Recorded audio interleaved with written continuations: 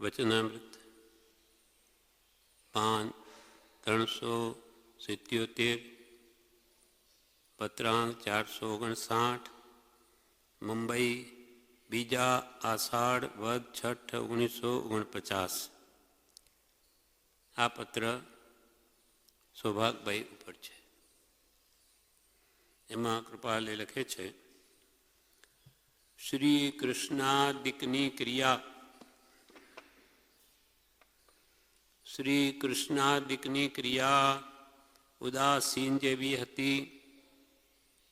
જે જીવને સમ્યક્તો ઉત્પન્ન થાય તેને સર્વ પ્રકારની સંસારી ક્રિયા તે જ સમયે ન હોય એવો કંઈ નિયમ નથી.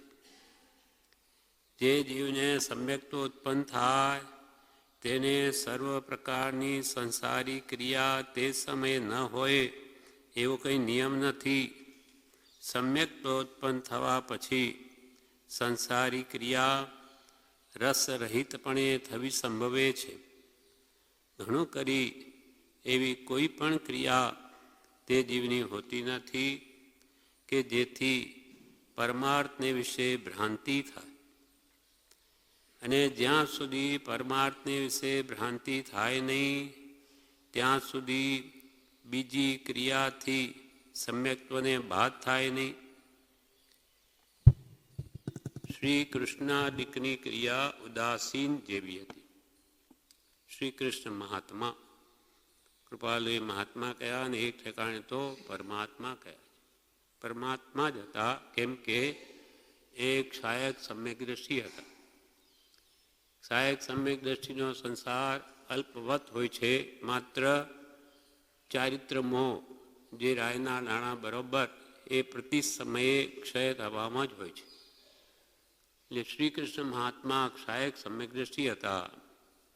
સૈનિક મહારાજા બી સહાયક સમ્યક દ્રષ્ટિ હતા અને પરમ કૃપાળુ દેવ પણ સહાયક સમ્યક દ્રષ્ટિ હતા. સહાયક સમ્યક દ્રષ્ટિ એટલે જેની દર્શન મોહનીની ત્રણેય પ્રકૃતિઓ મિથ્યાત્મોની, મિશ્ર મોહની, સંકિત મોહની એ સંપૂર્ણ જેની નષ્ટ થઈ હોય, ક્ષય થઈ હોય, એટલે મિથ્યાત્વનો અંશ પણ ન રહ્યો હોય, જળ મૂળથી મિથ્યાત્વ ગયું હોય તેને સહાયક સમ્યક દ્રષ્ટિ કહેવાય. તો શ્રી કૃષ્ણ મહાત્મા કૃપાલે એક પત્રમાં લખ્યું છે, પત્રાંક 218 કે શ્રી કૃષ્ણ એ મહાત્મા હતા. શ્રી કૃષ્ણ એ મહાત્મા હતા, જ્ઞાની છતાં ઉદય ભાવે તે સંસારમાં રહ્યા હતા. જ્ઞાની છતાં ઉદય ભાવે તે સંસારમાં રહ્યા હતા. એટલું જૈનથી પણ જાણી શકાય છે. એટલું જૈનથી પણ જાણી શકાય છે અને તે ખરું છે. એટલે કે જૈનમાં બી આવી રીતે માન્યતા છે અને તે ખરી વાત છે. કેમ કે શ્રી કૃષ્ણ ઘરમાં રહ્યા છતાં ઉદાસીન હતા. ઉદાસીન એટલે ક્યાંય લેપાય નહીં એવી રીતે વૈરાગ્ય ભાવમાં નિમગ્ન હતા. શ્રી કૃષ્ણાદિકની ક્રિયા ઉદાસીન જેવી હતી. એટલે કે આસક્તિ રહિત પડે એ ઘરમાં પણ રહ્યા હતા, કેમ કે જ્ઞાની હતા.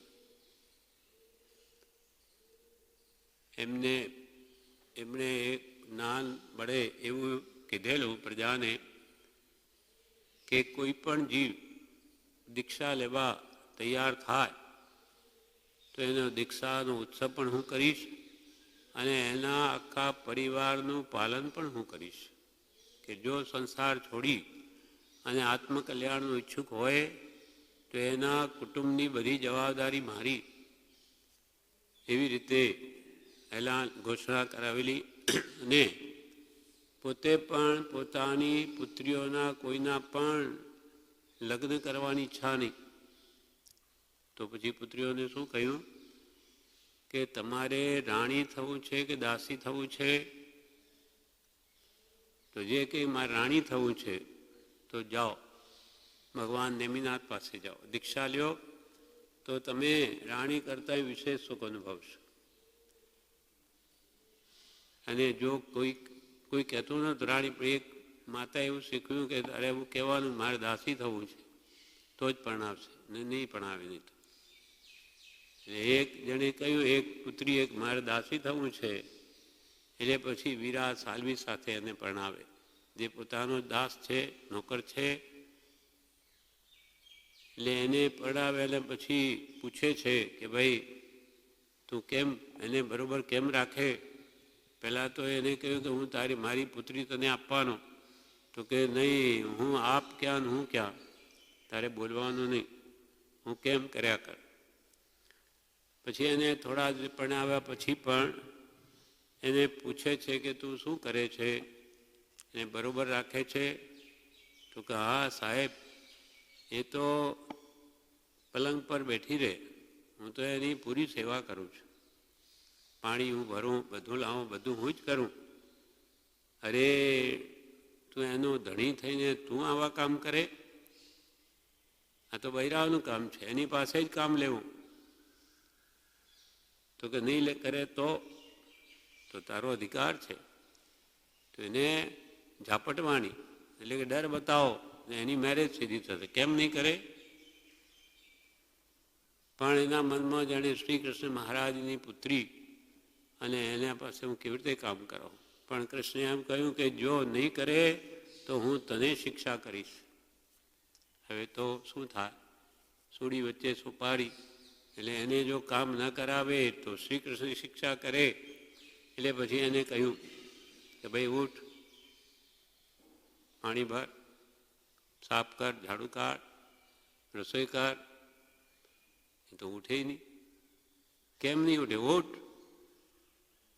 લાકડી બતાવી, નહીં માને. એ તો તરત જ ત્યાંથી ભાગી અને શ્રી કૃષ્ણ પિતાને જઈને કહે કે આ તો મને મારવા ઉઠ્યો છે. મારે નહીં તો ભાઈ શું કરે? શું કેમ મારે? તો કે ઉઠ કે કામ કર. તો તું કામ ન કરે તો કોણ કરે? તું એની પત્ની છે. એટલે પછી એ તો થાકી, આવા દુઃખ ના, મારે નથી રહેવું, મારે દાસી નથી થવું.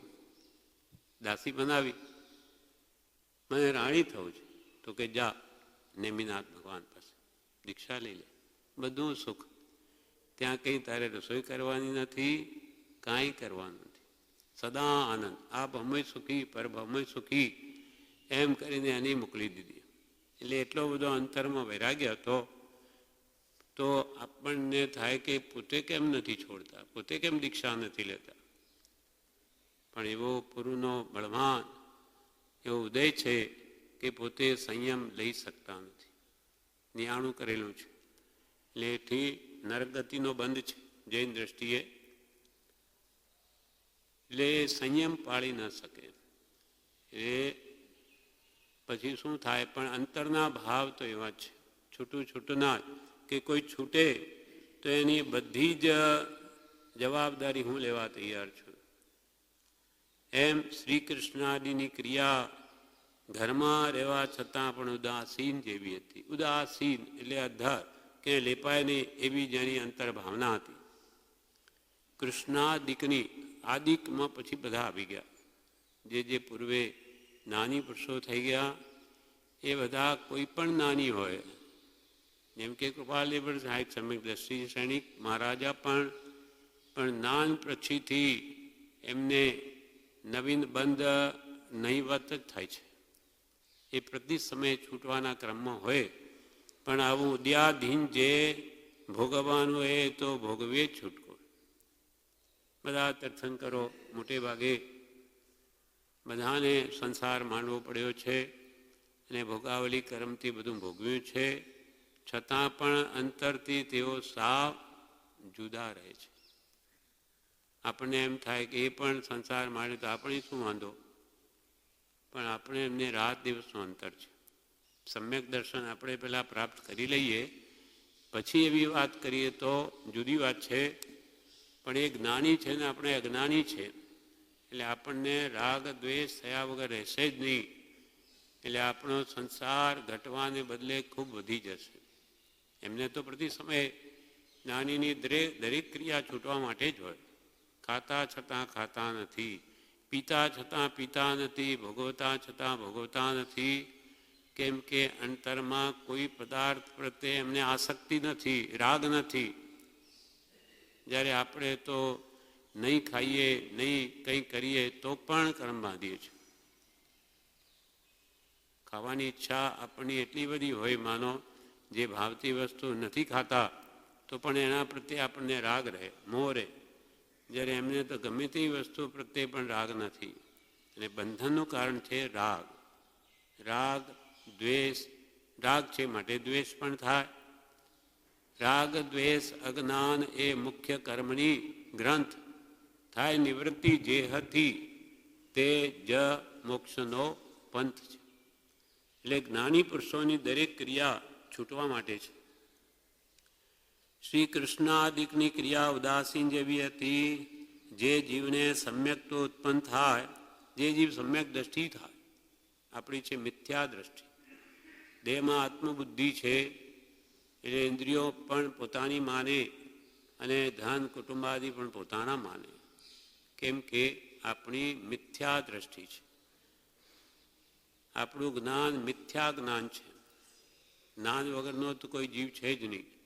અજ્ઞાનીમાં જ્ઞાન તો છે, પણ એ જ્ઞાન વિપરીત રૂપે પરિણમેલું છે. એને જે સમ્યક કરે તે સમ્યક દ્રષ્ટિ થાય. જે અવળાનું સવણું કરે તે સમ્યક દ્રષ્ટિ. જે જીવને સમ્યક તો ઉત્પન્ન થાય તેને સર્વ પ્રકારની સંસારી ક્રિયા તે સમયે ન હોય એવો કંઈ નિયમ નથી કે હવે સમ્યક દર્શન થયું એટલે એને સંસાર છૂટી જવો જોઈએ, એવો કોઈ નિયમ નથી. એમ તો બધા તીર્થંકરો જન્મથી જ 3 જ્ઞાનના ધરતા હોય તો પછી કેમ સંસાર માંડે? સમ્યક દર્શન એ મિથ્યાત્વ મંદ થવાથી કે ક્ષય થવાથી કે ઉપશમ થવાથી ક્ષયોપશમ થવાથી પ્રગટે, પણ ચારિત્રમોહ તો હોય છે. ચારિત્રમોહ સંપૂર્ણ ક્ષય થાય તો કેવળ જ્ઞાન થઈ જાય. એટલે તીર્થંકર ભગવંતને નડે છે શું? ચારિત્રમોહ. સમ્યક દર્શન તો ક્ષય થઈ ગયું, મિથ્યાત્વના દળિયા બધા ગયા, પણ ચારિત્રમોહ પજવે છે. અને એને દૂર કરવા માટે જ એટલો પુરુષાર્થ કરે છે. સમ્યક તો ઉત્પન્ન થયા પછી સંસારી ક્રિયા રસ રહિતપણે થવી સંભવે છે. આ ફરક પડે. ભલે સંસારમાં એમની પ્રવૃત્તિ આપણી જેમ પણ દેખાય, છતાં એમની બધી સંસારી ક્રિયા રસ રહિતપણે થવી સંભવે છે. એમાં કોઈ રસ નથી, આસક્તિ નથી. અંદરથી તો વિરક્ત ભાવ હોય છે. ઘણું કરી એવી કોઈ પણ ક્રિયા તે જીવની હોતી નથી કે જેથી પરમાર્થ માર્ગને વિશે ભ્રાંતિ થાય. જ્ઞાની પુરુષની એક પણ ક્રિયા એવી હોતી નથી કે જેથી તેમને આત્માને વિશે ભ્રાંતિ થાય. આત્મા નામનો પદાર્થ છે કે નહીં એવું એમને ન હોય. એટલે કોઈ પણ ક્રિયા ઘણું કરી તે જીવની હોતી નથી કે જેથી પરમાર્થને વિશે ભ્રાંતિ થાય. અને જ્યાં સુધી પરમાર્થને વિશે ભ્રાંતિ થાય નહીં ત્યાં સુધી બીજી ક્રિયાથી સમ્યક્ત્વને બાદ થાય નહીં. આત્મા વિશે દ્રઢ શ્રદ્ધા છે, નિશ્ચય છે, તેમને બીજી ક્રિયાથી કોઈ સમ્યક્ત્વને બાદ થતો નથી. પછી દ્રષ્ટાંતિ આ વાત સમજાવે કે સર્પને આ જગતના લોકો પૂજે છે તે વાસ્તવિકપણે પૂજ્ય બુદ્ધિ પૂજતા નથી. પૂજ્ય બુદ્ધિ નથી સર્પને પૂજવામાં, તો શા માટે પૂજે? પણ ભયથી પૂજે છે. કૃપાલ કે ભયથી પૂજે છે કે મને આ કરડે નહીં, પણ ભયથી પૂજે છે, ભાવથી પૂજતા નથી. અને ઈષ્ટદેવને લોકો અત્યંત ભાવે પૂજે છે. આનો આ સર્પ ભલે પૂજા કરતા હોય સર્પની અને ઘરમાં સર્પ આવે તો શું પૂજા કરે કે ભાઈ આ તો સાક્ષાત દેવ પધારે આવે, રાખો તો પકડો ને બહાર નાખો? એમ પૂજ્ય બુદ્ધિ નથી, ભયથી છે, મને કરડે નહીં એના માટે પૂજ્ય છે, ભાવથી પૂજતા નથી. અને ઈષ્ટદેવને તો લોકો અત્યંત ભાવે પૂજે છે. એમ આ દ્રષ્ટાંતિ એમ સમ્યક દ્રષ્ટિ જીવ તે સંસારને ભજતો દેખાય છે. જેમ પેલા સાપને પૂજતા દેખાય છે પણ અંતરથી એને પૂજવાનો ભાવ નથી, એમ સમ્યક દ્રષ્ટિ જીવ તે સંસારને ભજતો દેખાય છે ઉપરથી. તે પૂર્વે નિબંધન કરેલા એવા પ્રારબ્ધ કર્મથી દેખાય છે.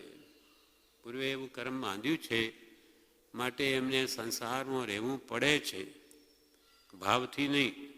જેમ ભાવથી સર્પને ન પૂજતા નથી તેમ સમ્યક દ્રષ્ટિ મહાત્માઓ સંસારને ભાવથી ભજતા નથી પણ પ્રારબ્ધ કર્મથી ભજે છે. વાસ્તવપણે ભાવથી તે સંસારમાં તેનો પ્રતિબંધ ઘટે નહીં. ખરેખર જ્ઞાન દશા હોય તો એને ભાવથી સંસારનો પ્રતિબંધ હોય નહીં. પૂર્વકર્મના ઉદયરૂપ ભયથી ઘટે છે. પૂર્વકર્મના ઉદયરૂપ ભય તે કારણે ઘટે છે. એટલે જેટલે અંશે ભાવ પ્રતિબંધ ન હોય તેટલે અંશે સમ્યક દ્રષ્ટિપણું તે જીવને હોય છે. જેટલે અંશે આત્મજ્ઞાનીને અંતરથી લગાવ નથી, ભાવ પ્રતિબંધ નથી, તેટલે અંશે જ સમ્યક દ્રષ્ટિપણું તે જીવને હોય છે. ખરેખર સમ્યક દ્રષ્ટિપણું અંતરથી હોય તો એને સંસારમાં આસક્તિ હોય નહીં, અને આસક્તિ હોય તો એ સમ્યક દ્રષ્ટિ નથી. અથવા જેટલે અંશે આસક્તિ ઓછી છે તેટલે અંશે જ તેને સમ્યક દ્રષ્ટિપણું કહેવાય. બાકી સમ્યક દર્શન થયા પછી એને સંસાર ભાવ ઘણો જ મોડો પડી જાય છે. હવે અનંતાનુબંધીનું સ્વરૂપ જણાવે છે. અનંતાનુબંધી કેમ કે અનંતાનુબંધી ક્રોધ, માન, માયાલોભ અને મિથ્યાત્મોની મિશ્ર મોનીને સંકિત મોની એ 7 પ્રકૃતિઓનો ઉપશમ, ક્ષયોપશમ કે ક્ષય થાય ત્યારે ઉપશમ થાય તો ઉપશમ સંકિત, ક્ષયોપશમ થાય તો ક્ષયોપશમ સંકિત, અને ક્ષાયક થાય તો ક્ષાયક સંકિત. એટલે અનંતાનુબંધી ક્રોધ, માન, માયાલોભ કોને હોય કોને ન હોય એ પ્રકારનું કૃપાલ અહીંયા સમજાવે છે. અનંતાનુબંધી ક્રોધ, માન, માયા અને લોભ સમ્યક્ત્વ સિવાય ગયા સંભવે નહીં. સમ્યક્ત્વ ન થાય ત્યાં સુધી અનંતાનુબંધી કશાય જ છે. આપણે પણ તે ભાંગામાં જ છીએ. કેટલા અંશે છીએ જ્ઞાની જાણે, પણ એનો ભાગ એ જ કઈ ગણતરીમાં તો કે તમે અનંતાનુબંધીમાં. કેમ તો કે સમ્યક દર્શન થયું નથી. માટે અનંતાનુબંધી ક્રોધ, માન, માયા અને લોભ સમ્યક્ત્વ સિવાય ગયા સંભવે નહીં એમ જે કહેવાય છે તે યથાર્થ છે. કૃપાલ કે વાત સાચી છે. સંસારી પદાર્થોને વિશે જીવને તીવ્ર સ્નેહ વિના ક્રોધ, માન, માયાને લોભ હોય નહીં. સંસારી પદાર્થો પ્રત્યે તીવ્ર સ્નેહ. તીવ્ર સ્નેહ એટલે ગાઢ રાગ, વિશેષ મોહ એ હોય, ગાઢ પ્રેમ હોય તો કે છે ક્રોધ, માન, માયા, લોભ એને હોય જ. એટલે સંસારી પદાર્થોને વિશે જીવને તીવ્ર સ્નેહ વિના, જો ગાઢ પ્રેમ ન હોય તે વિના ક્રોધ, માન, માયા અને લોભ હોય નહીં. ગાઢ પ્રીતિ ન હોય તો ન હોય, બાકી હોય જ કે જે કારણે તેને અનંત સંસારનો અનુબંધ થાય. તીવ્ર ક્રોધ, માન, માયા, લોભ એને હોય તો એને અનંત સંસારનો અનુબંધ થાય જ. કેમ કે કશાય ઘટે એટલું જ કલ્યાણ છે. આપણા કશાય કેટલા તીવ્ર છે એના ઉપર સંસાર કે મુક્તિનો આધાર છે. ગુણસ્થાનક બધા એના ઉપર રહ્યા છે. એટલે આપણે 8 દ્રષ્ટિમાં જેમ ગુણસ્થાન ક્રમ બતાવ્યો અપૂર્વસરમાં અથવા 8 દ્રષ્ટિમાં પણ પહેલી દ્રષ્ટિના કેટલા ગુણો છે એ થર્મામીટર આત્મદશા માપક થર્મામીટર યંત્ર જેવું છે. 8 દ્રષ્ટિ પહેલી દ્રષ્ટિના ગુણો કેટલા આપણામાં હોય ત્યારે પહેલીમાં આવ્યો, પછી બીજીના ગુણો, ત્રીજી, ચોથી, ઠેઠ આ બધી સમ્યક દર્શન યોગ્યતા, સમ્યક દર્શનને યોગ્યતા આપનારી 4 દ્રષ્ટિઓ છે. પછી 5મા આવે ત્યારે સમ્યક દર્શન થાય છે.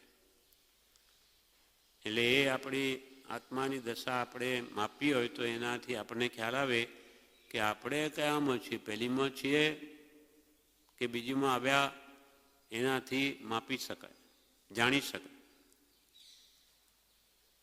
એટલે અનંતાનુબંધી ક્રોધ માન માયાલોભ સમ્યક વિના, સમ્યક દર્શન વિના ગયા સંભવે નહીં એમ જે કહેવાય છે તે યથાર્થ છે.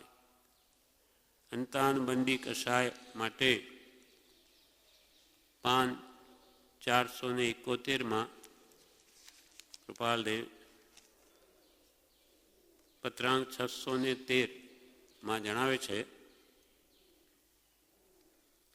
મુંબઈ 1811 બુધ 1951 જે કસાય પરિણામથી કશા આત્માના ગુણોને કસે.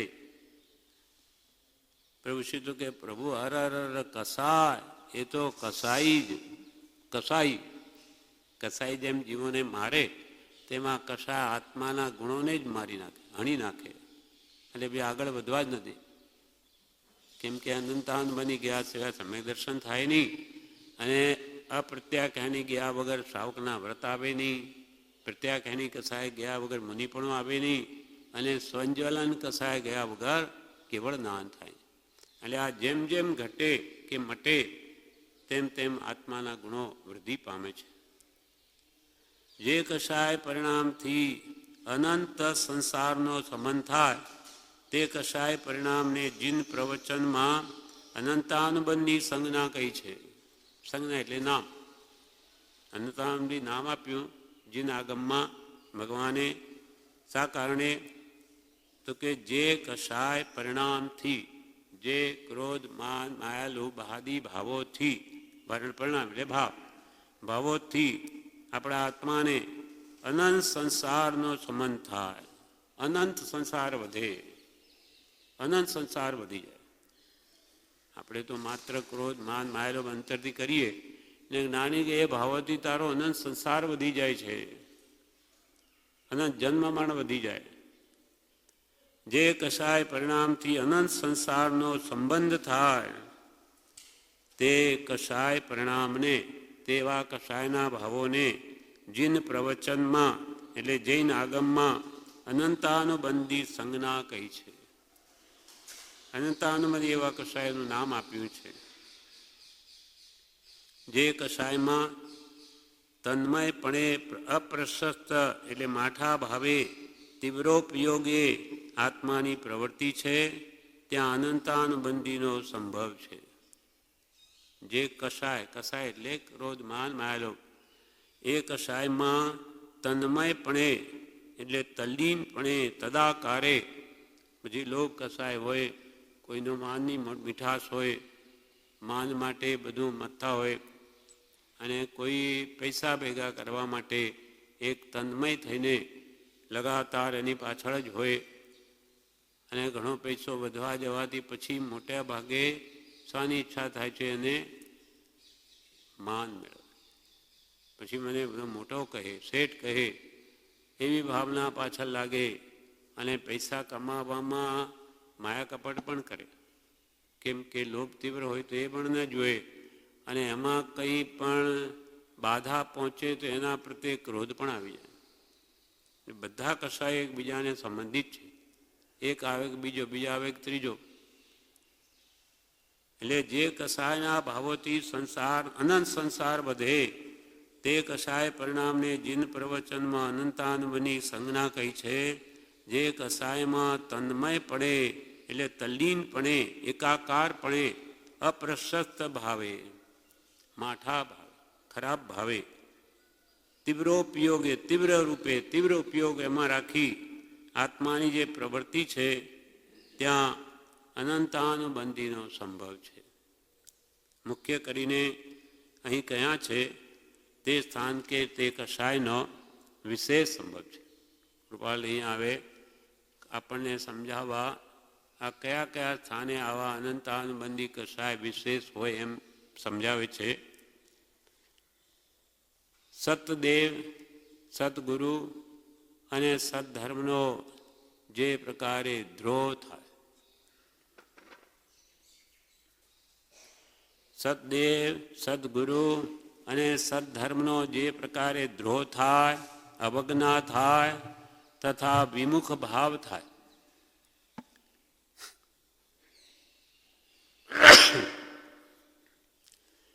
સાચા દેવ, 18 દૂષણ રહિત દેવ, વિતરાગ, વિતરાગ સમો દેવો ન ભૂતો ન ભવિષ્યતિ. આપણા સદદેવ કેવા છે કે જેમાં એક પણ દૂષણ ન મળે, સંપૂર્ણ વિતરાગતા હોય તે સાચા દેવ છે. એટલે કે વિતરાગના જેવો દેવ, જગતમાં દેવ તો ઘણા છે અને દરેક પોતપોતાના ભગવાન એને માનીને પૂજે, પણ વિતરાગ સમાન દેવ આ જગતમાં કોઈ થયો નથી અને થશે પણ નહીં. કેમ કે સંપૂર્ણ ગુણના ભંડાર છે. સતદેવ, સતગુરુ, સત એટલે આત્મા જેને પ્રગટ છે એવા ગુરુ, અને સતધર્મ જે ધર્મ વડે સત આત્મા પ્રગટ થાય એવો સદધર્મનો જે પ્રકારે દ્રોહ થાય, આવા સાચા ધર્મનો દ્રોહ થાય. દ્રોહ થાય તેનો વિરોધ કરે અથવા અનિષ્ટ ચિંતન કરે. પોતાના ગુરુ હોય એને પણ મારવાનો ભાવ કરે. જેમ કે કુલ બાલક મુનિની વાત આવે, કુલ બાલક મુનિ, તે શિષ્યની ચાલ ચલગત સારી નહીં અને સ્ત્રીઓ પ્રત્યે વાતો કર્યા કરે, તેમાં જોયા કરે, એટલે ગુરુ વારંવાર એને કહે તો આવું નહીં કર, આ આપણા માટે આપણે સાધુ છીએ, છતાં માને જ નહીં. વારંવાર ગુરુ છે એટલે એને ટકોર કરે પણ એને ગમે નહીં. એટલે એક દિવસે એને એમ થયું, પહાડ ઉપર ગયેલા જાત્રાએ નીચે ઉતરતા એટલે એને થયું, એ પાછળ આવતો હતો તો કે આ પથ્થર ગબડાવીને ગુરુને મારી જ નાખો, વારંવાર શું મને આમ. એ પથ્થર ગબડાવ્યો પણ ગુરુ તો જ્ઞાની હતા, ખસી ગયા, કંઈ નહીં થયું. પણ એને એમ કહ્યું કે તારો સ્ત્રીથી પરાભવ થશે, એમ જ થયું. અને તે એ પ્રમાણે પરાભવ થઈને એ દુર્ગતિમાં જાય છે. એમ જ્ઞાનીનો દ્રોહ થાય, સત્ધર્મનો દ્રોહ થાય કે અવજ્ઞા થાય. જ્ઞાનીની અવજ્ઞા પણ સંસાર વધારે. જેમ કે ગટોરભાઈ કૃપાલને કેવું બોલ્યા ખંભાતમાં, આ તો કૃપાલેવ જાણતા હતા કે એનું કલ્યાણ દેવકણજી મુનિના સ્વાધ્યાયમાં એને પશ્ચાતાપ થયો ને ફરી ગયો, નહીં તો શું દશા થાય. બીજા બધા મોક્ષોને થયું કે આનું કેવું અને શું થશે, એનો કેવો સંસાર વધશે. સભા મધ્યે કૃપાલને આવી રીતે બોલે છે. પણ કૃપાલેવે તો અંબાલાલ ભાઈને કહી દીધેલું કે એના સંબંધી કોઈ વિકલ્પ કરશો નહીં, એ માર્ગ પર આવશે. તો દેવકણીના વ્યાખ્યાનમાં એને ખૂબ પશ્ચાતાપ થયો. ગુરુનું મહાત્મ્ય સાંભળતા અને એ પશ્ચાતાપથી પછી બધું પાપ ધોવાય છે અને એ લાઈનમાં આવે છે. પછી કૃપાલને માનતા થાય છે. તેવી રીતે પાલનપુરમાં પ્રભુશ્રીજીને પિતાંબરદાસે કેવું બોલેલા. પ્રભુશ્રી વગેરે પંચતીર્થી કરીને આવ્યા તો કે ક્યાંથી આવો છો? તો કે અમે રાણકપુરજીની પંચતીર્થી કરીને આવીએ. પંચતીર્થી? હા, તમે ક્યાંથી લાવ્યા? કે દર્શન મંદિરના સ્થાનકવાસી કરે નહીં, તમે કેમ આવી રીતે તમે મહાત્મા થઈને આમ વર્તો, મંદિરે જાઓ તો શ્રાવકોની શું સ્થિતિ થાય? એટલે ખૂબ બોલ્યા. પ્રભુશ્રી તો મૌન, એક શબ્દ પણ જવાબ આપ્યો નહીં. બધું સંભાવે સહન કરી લીધું. એટલે રાત્રે પિતાંબરદાસને બહુ વિચાર આવ્યા. ઓહો, એ મહાત્મા કેવા, હું એટલું બધું બોલ્યો છતાં એક પણ રૂવાડું એમનું ફરક્યું નથી. શાસ્ત્રમાં કહ્યું છે કે આવા મુનિઓએ તે સાક્ષાત મેં તો જોયા આજે. એટલે ભાવ ફરી ગયા. સવારમાં આવીને માફી માંગે છે. પાઘડી ઉતારીને મેં આપને ઘણું જ અનિષ્ટ કહ્યું, આપે ક્ષમા રાખી. એમ એ પશ્ચાત આપતી પાછો વળવાથી છૂટી ગયો. એમ આવા મહાપુરુષોની આવજ્ઞા બોલે અનંત સંસાર વધી જાય. એટલે અહીંયા કૃપાલી કહે છે, સદદેવ સદગુરુને સદધર્મનો જે પ્રકારે દ્રોહ થાય, વિરોધ થાય અથવા અનિષ્ટ ચિંતન કરે, અવજ્ઞા થાય એટલે એમની આશાતના કરે, અનાદર કરે તથા વિમુખ ભાવ થાય. વિમુખ ભાવ પ્રત્યેક સદગુરુ યોગમાં વર્તે દ્રષ્ટિ વિમુખ. અસદગુરુને દ્રઢ કરે નિજ માનાર્થે મુખ્ય.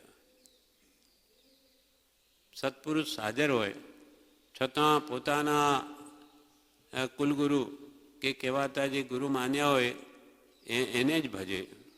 ત્યાં સદગુરુ હોય તો પણ તેની દ્રષ્ટિ ન થાય, અને જાય તો પણ ત્યાં જાય એકવાર પછી પાછો આવે જ નહીં. એટલે વિમુખ ભાવ જ રહે. તે પણ કે છે અનંતાનવનની કષાય હોય તો જ થાય. અને સંસાર વધારે એવા કષાયમાં એના ઉદય હોય તો જે એક નાની પુરુષની આસાધના કરે, એક વિમુખ ભાવે વર્તે. એ આદિ પ્રવૃત્તિથી અનંતાનવનની કષાય વધે. અથવા તેમજ અસદદેવ, અસદગુરુ તથા અસદ ધર્મનો જે પ્રકારે આગ્રહ થાય, જે સાચા દેવ નથી એને દેવ માને, જે ગુરુ જ્ઞાની નથી એવા કુલગુરુને પોતાના ગુરુ માને, તથા અસદ ધર્મ, જે ધર્મ વડે આત્મજ્ઞાન થાય એવું છે જ નહીં, અસંગપણાવાળી ક્રિયા જ્યાં નથી એવા અસદ ધર્મને ધર્મ માને, તેનો આગ્રહ કરે, તે સંબંધી કૃત્યતા માન્ય થાય.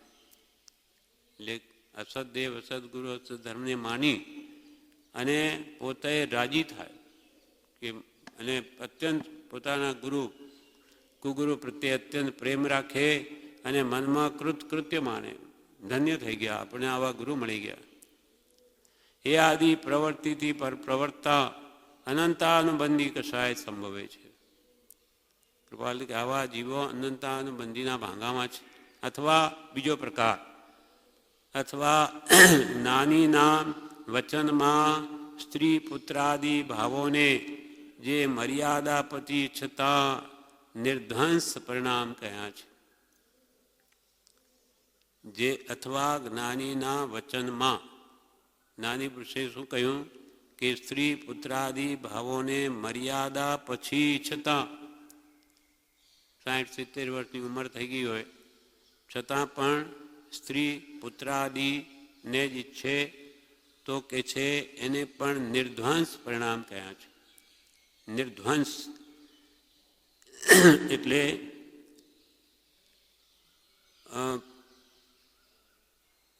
નિર્ધ્વંસ પરિણામ કે એટલે ક્રૂર પરિણામ. એ ક્રૂર પણ એનો બીજો અર્થ પણ કર્યો છે. ક્રૂર પરિણામ બરોબર, અસલ તો આ જ પરિણામ ભાવ છે. ક્રૂર પરિણામ અથવા નિર્દય પરિણામ.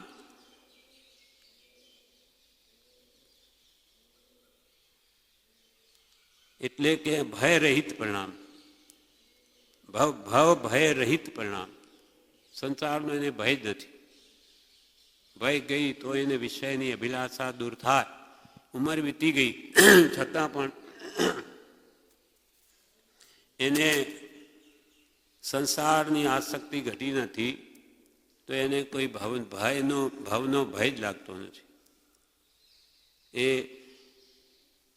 આસક્તિપણે વૃદ્ધાવસ્થામાં પણ જો પ્રવર્તે તો જ્ઞાનીઓ કે એ નિર્ધંસ પરિણામ જ છે.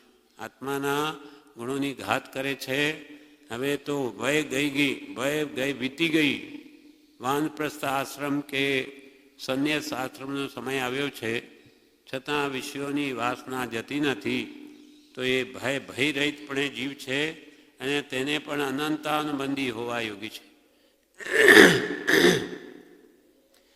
તે પરિણામે અથવા જ્ઞાનીના વચનમાં સ્ત્રી પુત્રાદિ ભાવોને જે મર્યાદા પછી છતાં નિર્ધ્વંસ પરિણામ કહ્યા છે, તે પરિણામે પ્રવર્તા પણ અનંતાનુબંધી હોવા યોગી છે.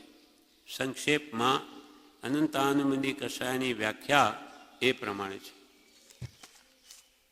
એટલે અહીંયા પત્રાંક 459 કહે છે, અનંતાનુબંધી ક્રોધ માન માયાને લોભ સમ્યક્ત્વ સિવાય ગયા સંભવે નહીં એમ જે કહેવાય છે તે યથાર્થ છે.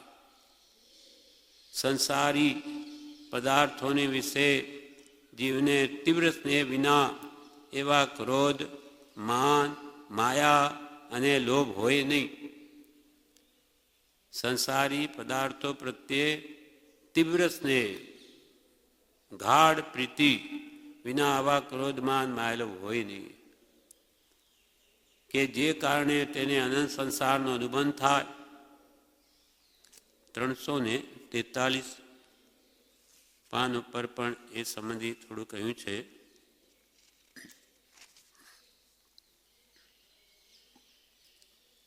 પત્રાંક 397 કહે છે, નાની પુરુષની અવજ્ઞા બોલવી એટલે એનાથી વિપરીત કહેવું તથા તેવા પ્રકારના પ્રસંગમાં ઉજમાલ થવું એ જીવનું અનંત સંસાર વધવાનું કારણ છે એમ તીર્થંકર કહે છે. અમે નથી કહેતા, કૃપાલી કે તીર્થંકર એમ કહે છે કે જ્ઞાની પુરુષની અવજ્ઞા બોલવી એટલે વિપરીત બોલવું, તેમની આશાતના કરવી તથા તે પ્રકારના પ્રસંગમાં ઉજમાળ થવું એ જીવનો અનંત સંસાર વધવાનું કારણ છે એમ તીર્થંકર કહે છે. અને તે જ્ઞાની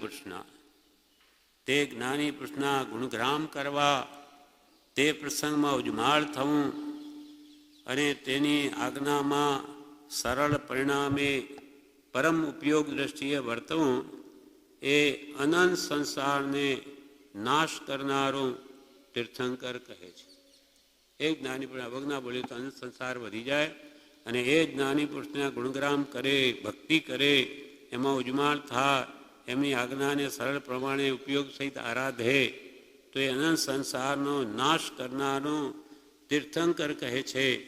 અને તે વાક્યો જિનાગમને વિશે છે. જિનાગમમાં આમ કહેલું છે,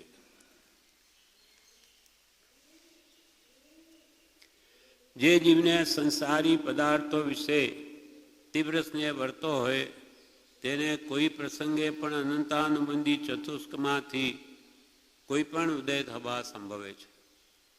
અનંતાનુબંધી જેમાં હોય તો કોઈ પણ પ્રસંગે એમાંથી ભલે ક્રોધ માન માયા કે લોભ એનો ઉદય થવા સંભવે છે. અને જ્યાં સુધી તીવ્ર સ્નેહ તે પદાર્થોમાં હોય ત્યાં સુધી અવશ્ય પરમાર્થ માર્ગવાળો જીવ તે ન હોય. કે જ્યાં સુધી તીવ્ર સ્નેહ રાગ મોહ ધન કુટુંબાદિમાં એને હોય તો ત્યાં સુધી તે અવશ્ય તે જીવ પરમાર્થ માર્ગવાળો ન હોય. પરમાર્થ માર્ગનું લક્ષણ એ છે કે અપરમાર્થને ભજતા જીવ બધા પ્રકારે કાયર થયા કરે. પરમાર્થ માર્ગી પુરુષનું લક્ષણ શું? જેને મોક્ષ માટે જે પુરુષાર્થ કરતો હોય, આત્માર્થી હોય, તેનું લક્ષણ શું? તો કે અપરમાર્થને ભજતા. એટલે જેમાં કંઈ આત્માર્થ ન હોય એવા કાર્ય કરતા જીવ બધા પ્રકારે કાયર થયા કરે. સુખે અથવા દુઃખે. દુઃખમાં કાયરપણું કદાપી બીજા જીવોનું પણ સંભવે છે. દુઃખમાં તો કાયર કે બધા થાય, પણ આત્માર્થી જીવતો પણ સંસાર સુખની પ્રાપ્તિમાં પણ કાયરપણું, તે સુખનું અણગંબાપણું, નીરસપણું પરમાર્થ માર્ગી પુરુષને હોય છે. જે ખરેખર આત્માર્થી હોય તે દુઃખમાં કાયર નહીં, સુખમાંય કાયર થાય. એને સંસારના સુખ પણ પ્રિય ન લાગે.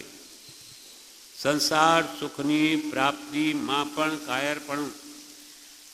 શ્રી રામ જેવા, શ્રી રામ તીર્થયાત્રા કરીને આવ્યા, રાજા છે, રાજપુત્ર છે, છતાં કંઈ ગમતું નથી, એટલો બધો વૈરાગ છે. એમ સુખમાં પણ કાયરપણું કદાપી બીજા જીવોનું પણ નહીં, દુઃખમાં કાયરપણું તો કદાપી બીજા જીવોનું પણ સંભવે છે, પણ સંસાર સુખની પ્રાપ્તિમાં પણ કાયરપણું, તે સુખનું અણગંબાપણું, નીરસપણું પરમાર્થ માર્ગી પુરુષને હોય છે. પરમાર્થ માર્ગી એટલે આત્માર્થી પુરુષને હોય છે. એ જીવ કેવો હોય? વિષય ભોગે આળસુ ને શૂન્ય મન વ્યવહાર. 5 ઇન્દ્રિયના વિષયો ભોગવવામાં એને આળસ આવે અને શૂન્ય મન વ્યવહારમાં, વ્યવહારની જગતને રૂડું દેખાડવા એની બુદ્ધિ ચાલે નહીં.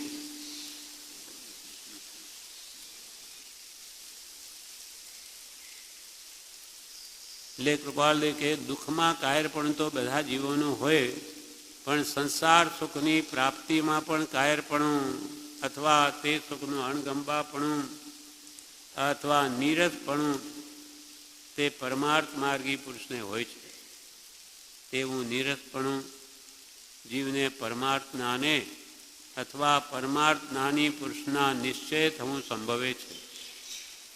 એને નીરસપણું કેમ આવે? ક્યાંથી આવે? તો કે પરમાર્થ જ્ઞાને. આત્મા સંબંધીનું જ્ઞાન સદગુરુથી મુક્ષને મળે, તેથી એને સંસારમાં નીરસપણું આવે છે. તેનું નીરસપણું જીવને પરમાર્થ જ્ઞાને અથવા પરમાર્થ જ્ઞાની પુરુષના નિશ્ચય, આત્મજ્ઞાની પુરુષના દ્રઢ નિશ્ચય, દ્રઢ શ્રદ્ધાથી થવું સંભવે છે. જ્ઞાની પુરુષની દ્રઢ શ્રદ્ધા હોય અને જ્ઞાની દ્વારા એને આત્મજ્ઞાન સંબંધી જાણવા મળ્યું હોય, સંસારનું સ્વરૂપ યથા તથ્ય જાણવા મળ્યું હોય, તો એને નીરસપણું આવે. બીજા પ્રકારે થવું સંભવતું નથી. બીજા કોઈ પ્રકારે આ જીવને સંસારમાં નીરસપણું ના આવે. અનાદિનો અભ્યાસ છે એટલે રસ જ આવે, એમાં આનંદ આવે, પણ નાની પુરુષનો બોધ જેમ જેમ પરિણામ પામે તેમ તેમ સંસારના પદાર્થો તેને નીરસ ભાસવા માંડે છે. તે કૃપાલ કે બીજા પ્રકારે થવું સંભવતું નથી. પરમાર્થ જ્ઞાને અપરમાર્થ રૂપ એવો આ સંસાર જાણી પછી તે પ્રત્યે તીવ્ર એવો ક્રોધ, માન, માયા કે લોભ કોણ કરે કે ક્યાંથી થાય? પરમાર્થ જ્ઞાને એટલે સમ્યક જ્ઞાન ના બળે અપરમાર્થ રૂપ એવો આ સંસાર. આ સંસાર કેવો છે? જ્યાં આત્માર્થ નથી એવો આસાર સંસાર છે. તેને એવું સ્વરૂપ સંસારનો અસાર જાણી પછી તે પ્રત્યે તીવ્ર એવો ક્રોધ, માન, માયા કે લોભ કોણ કરે? કૃપાલ કે કોણ કરે? જેને આવું સંસારનું ભયંકર સ્વરૂપ ભાસ્યું હોય કે આ બધા અહીંયા આ કસાયો કરવાથી વર્તમાનમાં દુઃખી થવું અને ભવિષ્યમાં એના માઠા પરિણામથી ત્યાં પણ દુઃખી થવું, એ વાત એને સમજાય તો એવા કસાય કોણ કરે? કે ક્યાંથી થાય? કે થાય પણ નહીં એવાને. જે વસ્તુનો મહાત્મ્ય દ્રષ્ટિમાંથી ગયું, જે વસ્તુનું મહાત્મ્ય ભૌગોલિક વસ્તુનું મહાત્મ્ય જો એની દ્રષ્ટિમાંથી નીકળી ગયું જ્ઞાનીના બોધથી, તો તે વસ્તુને અર્થે અત્યંત ક્લેશ થતો નથી. એ વસ્તુ મેળવવામાં પણ એને કોઈ વિશેષ તીવ્ર ઈચ્છા હોય નહીં અને વસ્તુ બગડી જાય, તૂટી જાય, ફૂટી જાય તો થાય, એમાં પણ એને ખેદ થાય નહીં. કેમ? તો કે એનું વસ્તુનું મહાત્મ્ય જ એની દૃષ્ટિમાંથી ગયું. પૌદ્ગલિક વસ્તુને એને મહાત્મ્ય જ નથી, આત્માનું મહાત્મ્ય, આત્મગુણોનું મહાત્મ્ય છે, સમ્યક દર્શનનું મહાત્મ્ય છે.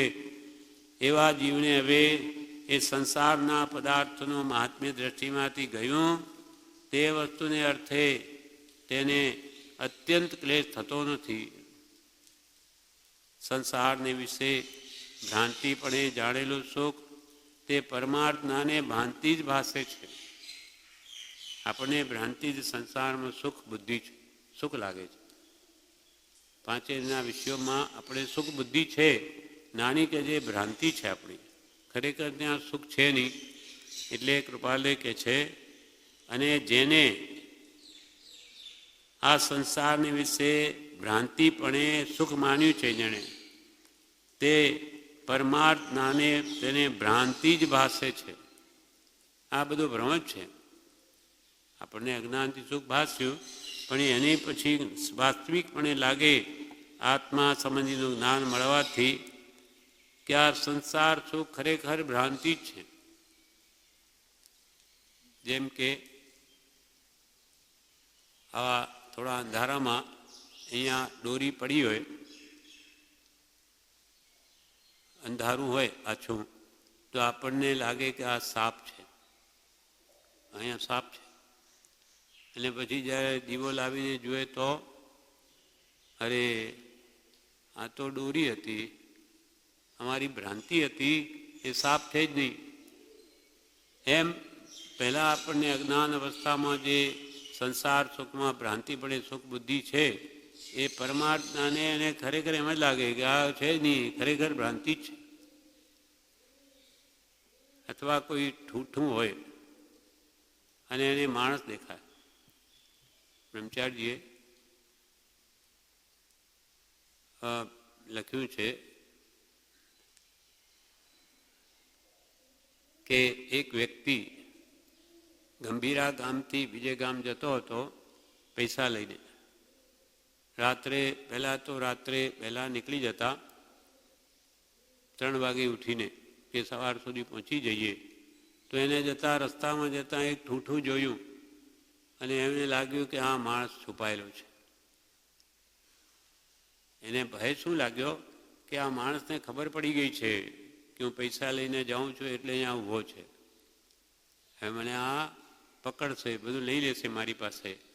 એટલે દૂરથી એને ઠૂઠાને માણસ જાણ્યું. એટલે અનેક વિકલ્પો કર્યા. શું કરું?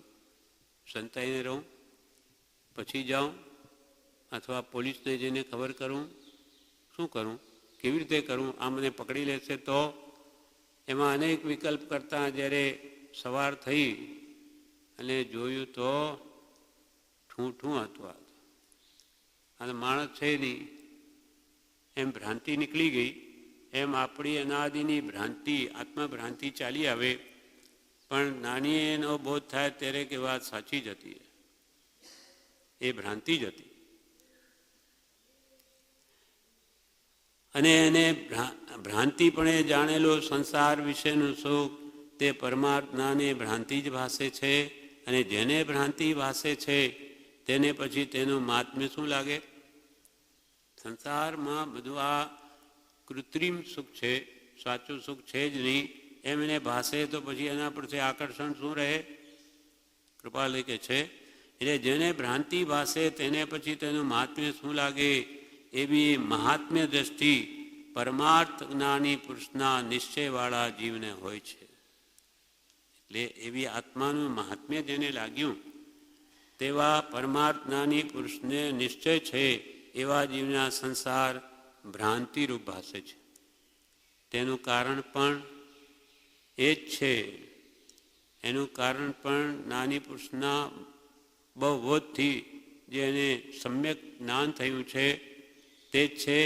કાં તે સત્પુરુષ જ છે કે જેને લઈને એને આ બધી વાસ્તવિકતા ખ્યાલમાં આવી ગઈ. કોઈ જ્ઞાનના આવરણને કારણે જીવને વ્યવચ્છેદ જ્ઞાન થાય નહીં, તથાપિ સામાન્ય એવું જ્ઞાન જ્ઞાની પુરુષની શ્રદ્ધારૂપે થાય છે. કોઈ જ્ઞાનના આવરણના કારણે વ્યવચ્છેદક જ્ઞાન માનો કે થાય નહીં. વ્યવચ્છેદક એટલે સ્પષ્ટ ભેદ જ્ઞાન. સૌભાગભાઈને જેમ ધન આર્થ થયા દેહને આત્મા બે ભિન્ન ભાષે છે, એવું વ્યવચ્છેદક જ્ઞાન કોઈ આવરણના જ્ઞાનના આવરણને કારણે નહીં થાય તો પણ સામાન્ય એવું જ્ઞાન જ્ઞાની પુરુષની શ્રદ્ધારૂપ થાય છે. કે જ્ઞાનીએ કહ્યું છે દેહને આત્મા ભિન્ન તો ભિન્ન જ છે, એમ સામાન્ય રીતે એને શ્રદ્ધારૂપે તે જ્ઞાન થાય છે. અને તે વડના બીજની પેઠે પરમાર્થ વડનું બીજ એ છે. આવી આપણને શ્રદ્ધા પણ જો થઈ જાય કે કૃપાલ દેવે જેવો આત્મા જાણ્યો, જોયો, અનુભવ્યો તેવો મારો આત્મા જ છે, હું દેહ નથી, તો કે છે એ બીજ રોપાઈ ગયું. વડનું બીજ નાનામાં નાનું હોય, રાઈના દાણા જેવું, પણ એ આગળ વધતા કેટલો મોટો વડ થાય. તેમ આ શ્રદ્ધારૂપી આ બીજ જો રોપાઈ ગયું તો આગળ જતાં ઠેઠ કેવળ જ્ઞાનરૂપ વૃક્ષ થશે અને એના ઉપર મોક્ષરૂપ ફળ આપશે. એટલે બીજ રોપાઈ જવું જોઈએ. તથાપિ એટલે કોઈ જ્ઞાનના આવરણને કારણે જીવને વ્યવચ્છેદક જ્ઞાન થાય નહીં, તથાપિ સામાન્ય એવું જ્ઞાન નાની પુરુષની શ્રદ્ધારૂપે થાય છે. અને વડના બીજની પેઠે પરમાર્થ વડનું બીજ એ જ છે. પરમાર્થરૂપી વડ એટલે કે કેવળ જ્ઞાનરૂપ વૃક્ષનું બીજ આ જ છે.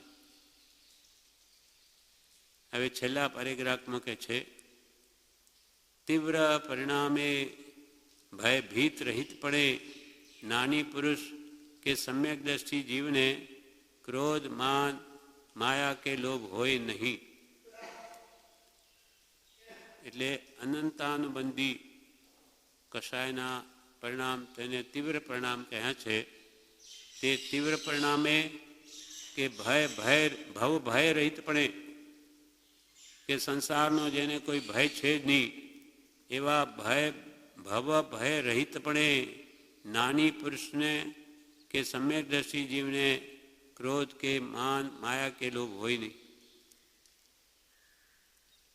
ઉપર કહ્યું ભવ ભય રહિત જે નિર્ધ્વંસ પરિણામ કહે આમાં શું ભવનો ભય નથી. અને હું આવા કષાય કરે તો કેટલો મારો સંસાર વધી જશે, એને કોઈ ભય નથી. જ્યારે ખરો આત્માર્થી સમ્યક દ્રષ્ટિને તો એ તો સાક્ષાત આત્મા અનુભવી છે, એને કોઈ દિવસ આવા કષાય હોય જ નહીં. જે સંસાર અર્થે અનુબંધ કરે છે એટલે જે સંસારને માટે જે કષાયો બંધ કરે છે તે કરતાં પરમાર્થને નામે ભ્રાંતિગત પરિણામે અસદગુરુ દેવ ધર્મને ભજે છે તે જીવને ઘણું કરી અનંતાનુબંધી ક્રોધ, માન, માયા, લોભ થાય છે. પણ જે પરમાર્થને નામે ધર્મના નામે ભ્રાંતિગત પરિણામે અસદગુરુ પોતાને ભાન નથી કે હું સદગુરુને સાચા ગુરુ માનું છું, એ ભયંકર નુકસાન છે એ માનનારની ખબર નથી.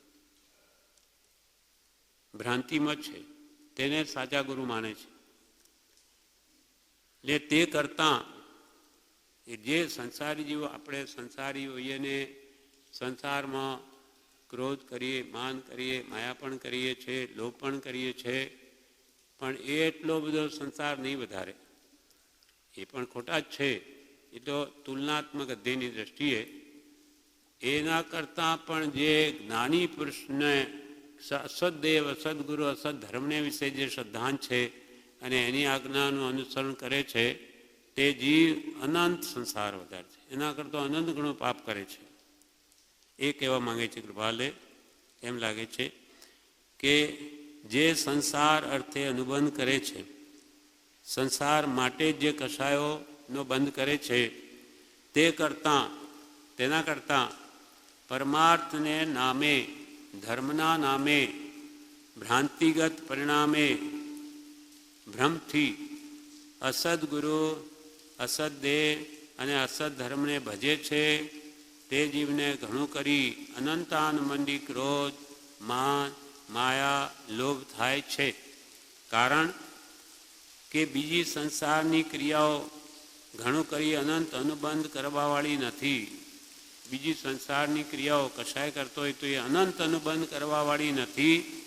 માત્ર અપરમાર્થને પરમાર્થ જાણી, પરમાર્થ નથી જેમાં અસદેવ ગુરુ ધર્મમાં, એ અપરમાર્થને પાછો પરમાર્થ જાણી હું ધર્મ જ કરું છું એમ માની આગ્રહે જી ભજ્યા કરે તે પરમાર્થ જ્ઞાની એવા પુરુષ પ્રત્યે, દેવ પ્રત્યે, ધર્મ પ્રત્યે નિરાદર છે એમ કહેવામાં ઘણું કરી યથાર્થ છે. શું કહ્યું કૃપાદેવે?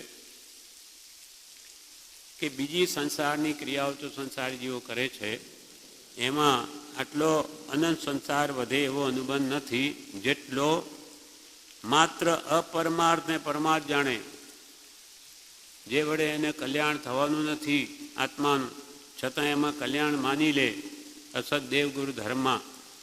અપરમાર્થ ને પરમાર્થ જાણી આગ્રહે, એનો પાછો દ્રઢ આગ્રહ હોય, દ્રઢ આગ્રહે ભજ્યા કરે તે અસદેવ ગુરુ ધર્મને, તે પરમાર્થ જ્ઞાની એવા પુરુષ પ્રત્યે, એટલે જે અસદેવ ગુરુ ધર્મને ભજે છે તેને સદદેવ, સદગુરુ અને સદધર્મ પ્રત્યે નિરાદર છે,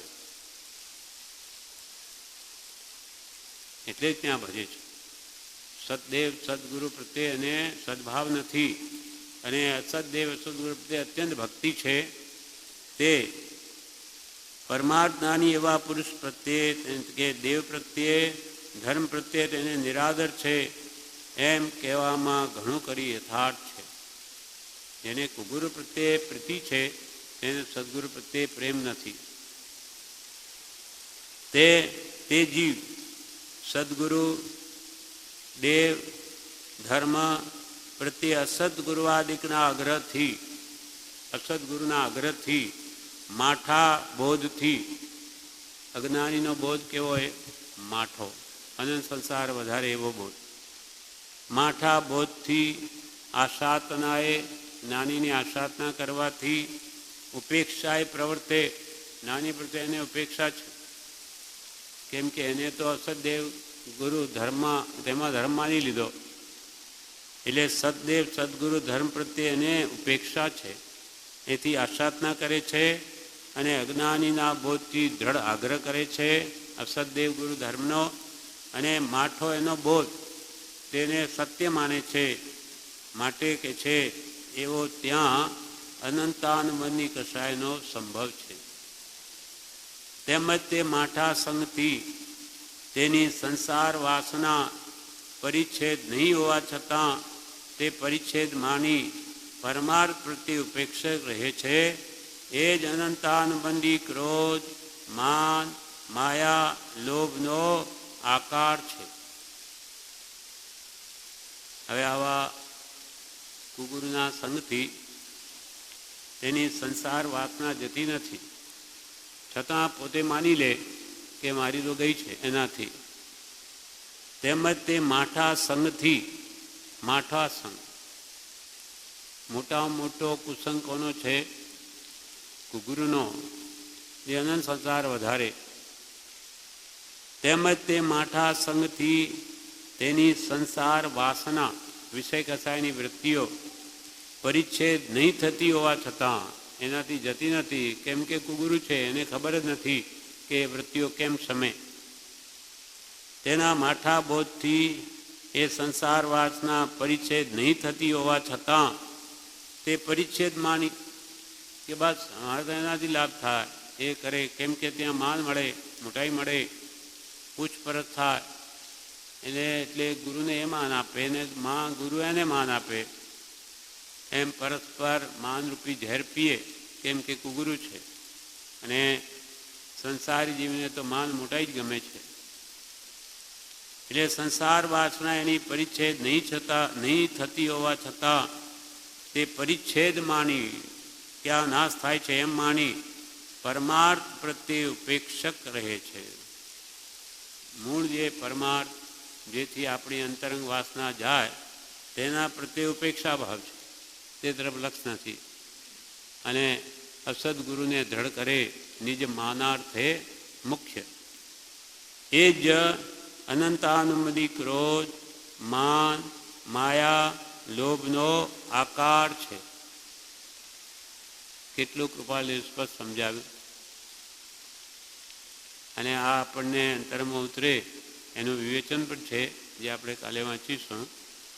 તો કોઈ દિવસ સાચા દેવગુરુ ધર્મને છોડી કોઈ પણ, મુખ્યત્વે તો દેવ તો ઉપર બેઠા છે આપણા માટે, સદદેવ, પણ કોઈ પણ કુગુરુનો સંગ ન કરવો, નહીં તો અનંત સંસાર વધી જાય અને અંતા મંદીનો ભાંગો કોઈ દિવસ જાય નહીં. એ જ વધારે દ્રઢ થાય. અને અસદગુરુ મળે તો એ અસદ ધર્મ જ સમજાવશે. એટલે કૃપાલ કે સદગુરુની પ્રાપ્તિ એ સર્વ સુખનું મૂળ છે. અને અસદગુરુ મળી ગયા તો દેવનું સ્વરૂપ, ધર્મનું સ્વરૂપ પણ વિપરીત સમજાશે. એટલે કલ્યાણ થવાને બદલે પૂરતું કલ્યાણથી દૂર જશે. જે સદગુરુ પ્રાપ્ત કરવામાં કૃપાલે પોતે પણ કહે કે તે પામ્યાની પૂર્ણ ચોકસી કરજો. તમે જ્યારે ગુરુ માનો ને એ ખરેખર પ્રાપ્ત પુરુષ છે કે નહીં, આત્મજ્ઞાની પુરુષ હોય તે જ મોક્ષ માર્ગમાં આપ્ત પુરુષ છે. મોક્ષ માર્ગમાં વિશ્વાસ કરવા લાયક કોણ? કે જેને આત્મા પ્રાપ્ત છે, પ્રગટ છે, તે પ્રગટ પુરુષોત્તમ જ આપણે પણ આ મિથ્યા વાસનાઓ બધી કાઢી શકે, અન્યથા કોઈ રીતે નહીં જાય. એટલે કૃપાલ કે એ જ અનંતાનુબંધી ક્રોધ, માન, માયા, લોભનો આકાર છે. આ પ્રમાણે આ પત્ર પૂરો થયો. આવતીકાલે એનું વિવેચન લઈશું.